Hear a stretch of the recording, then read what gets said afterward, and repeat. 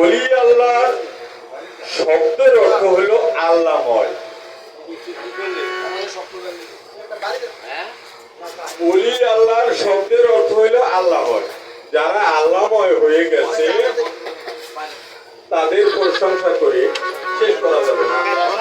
আল্লাহ কোরআনে ঘোষণা করেছেন যে এই দুনিয়ার এই পৃথিবীর সকল জল যদি, সকল পানি যদি কালি করা হয় এবং সকল গাছ যদি কালি কলম করা হয়, তা আল্লাহ প্রশংসা করে শেষ করা যাবে না। তা একবার নয়, কয়েকবার এভাবেই কোরআনে ঘোষণা। তো ওলি আল্লাহ যারা, তারা আল্লাহময়। আল্লাহ কোরআনে ঘোষণা করে, আমার ওলিদের মৃত্যু বলিও না, তারা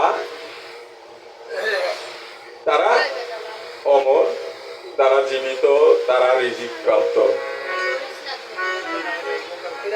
অতএব ওলি, আমরা ওলি যাদের বলি তারা আমাদের মতোই মানুষ, আমাদের মতো খাবার খায়, আমাদের মতো ঘুমায়, সবকিছু আমাদের মতো।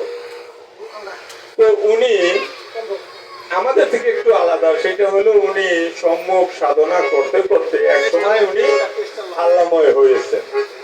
তা যদি না হইতেন তাহলে উনি ওই ঘোষণাবাদ দিতেন না যে তোমরা আমার কাছে আসো, আমি তোমাদের পথ দেখাবো, আসো।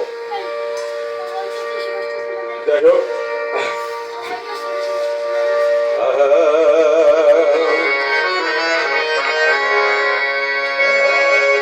যা খুশি তাই করো দয়াল গো, যা খুশি তাই করো, আমি তোমায় না ছাড়িব।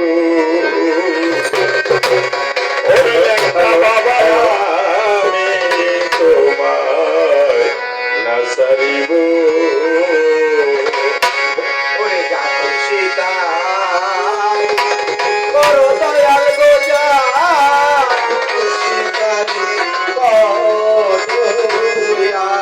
আমি তোমায় না ছাড়িব। তবে একটা কথা এখানে জাগে, যেমন আমি বলছি একটু আগে, ওরে ল্যাংটা বাবা, আমার কিন্তু দয়াল আছে, আমার কিন্তু বাবা আছে।